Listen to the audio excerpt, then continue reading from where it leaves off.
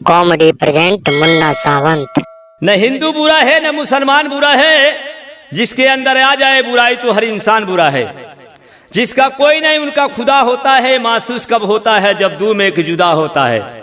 College की मंजिल वो नहीं है, मस्जिद वो नहीं है, दिल तुम्हारा खुद मंजिल है। नाज से नहीं रह सकते हो, श्मशान तुम्हारा आखिरी मंजिल है। जब तक है जिंदगी घूम लो हिंदुस्तान में, मर जाने के बाद तो पता ही नहीं लगेगा किस हालत में हमको ले गए हैं कब्रिस्तान में। जब तक रहेगा सांस दुनिया में तुम चलोगे, फासिला तो खुदा के हाथ में, तुम क्या करोगे।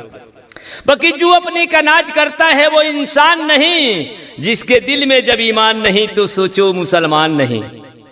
जिसके दिल में ईमान नहीं तो सोचो मुसलमान नहीं।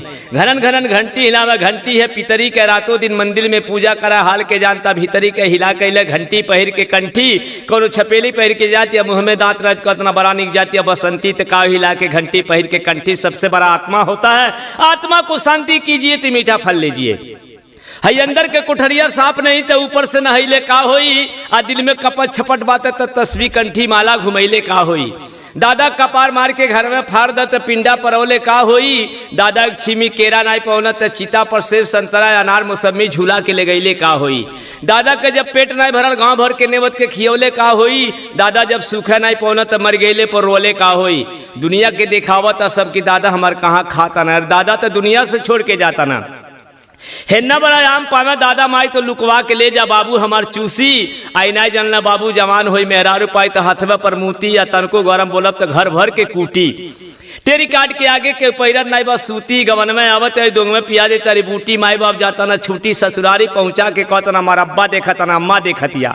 वो अब्बा हो गई वो अम्मा हो गई, जे जन्मौलन लैनी के खम्मा हो गई। मेहरारू के नावे खुला देना खाता, बैंक में पैसा आ जाता।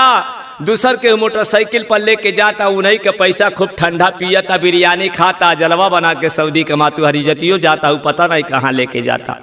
क्यों देखे जाता। ब्रेक लगाएंगे तो जेल चले जाएंगे, ब्रेक लगाएंगे तो जेल चले जाएंगे। बाबा भीमराव अंबेडकर संविधान बनाए थे, तिरंगा के कातिल कितना सर को कटा दिए हैं। आजकल जाकर 42 के लोग जलवा बनाकर सऊदी में 50,000 60,000 का मोबाइल अपने बच्चों को पठा दिए हैं। आजकल के बच्चे ने माता पिता को सर के नीचे झुका दिए हैं, अपने लेकर किसी को फरार हो गए तो बाप को औलाद में ढुका दिए हैं। तो जब फैसिलिटी आप दिए हैं तो मास्टर जेल में नहीं जाएंगे। लोहा गरमा के मारे आंसू नहीं गिरी, जकर नौवे है चाई बाप बस सऊदी घर ही बमाई थी बिटिया सामान कहाँ पाई। आज जब ओकर बियाह नहीं भलवा दुतल्ला पर चढ़ के दिन भर कैसे बतियाई तो मोबाइल लेके पढ़े जाई, पता चलल स्कूल से और कहीं फरार हो जाए। बताइए कमी किसकी है। हाथे मोबाइल ले ले तेरी हाथे में दस्ती जा, तेरी परतावल निकल जाए तेरी बस्ती तो कहाँ मर्दे के रखा तेरी हस्ती बोलता तो सोना बा निकल गई तो माटी कहते हरे मऊगा ते माई सलगे नहीं रे हम बिहाना लगा ले फांसी। दिहात तो दिहात कर दिहतो का शहर कह तारी माई से अलगो हो जनत बिहाना खा ले जहर। मेहरारू मर्दे के बना लेली खेलौना, आजकल मेहर मऊगा खून लगाओ तो न चूल्ही में लवना। माई को लोटा घुसुक के पनिया नहीं देता न 4 घंटा दिन रहता, मेहरी के रच के कही देता न बिछौना।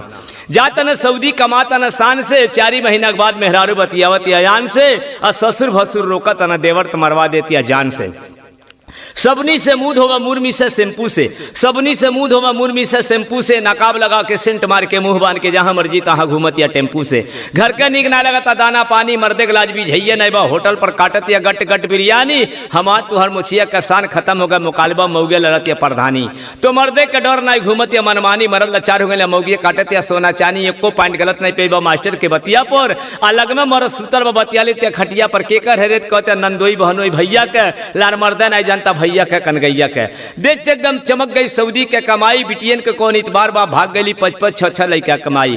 इज्जत बचा कर वही में भलाई बा, जब से मोबाइल चलल प्यार का पढ़ाई बा। टाई लगा के चल दे तना पढ़े स्कूले पर, मिस कॉल मार के बतियाओ तना पुले पर, तका टाइम से पहुंचे स्कूले पर। दिन भइल बा रात होबे करी, कहत ना मोबाइल नंबर दे दा बात होबे करी। जिंदगी रही मुलाकात होबे करी, दिन डूब जाए तो दिया बार दी है। तुहार मम्मी नहीं रही तो धीरे से मिस कॉल मार दी है। फूलों का हिफाजत तो कांटों ने किया, कोई माली बचाने नहीं जाता। अब तो प्यार मोबाइल सोता, कोई नजरें मिलाने नहीं जाता। अब तो ही बुला लो, कोई घर बुलाने नहीं जाता। यहीं से दिल लगा लो, कोई दिल लगाने नहीं जाता। भैया नमस्कार।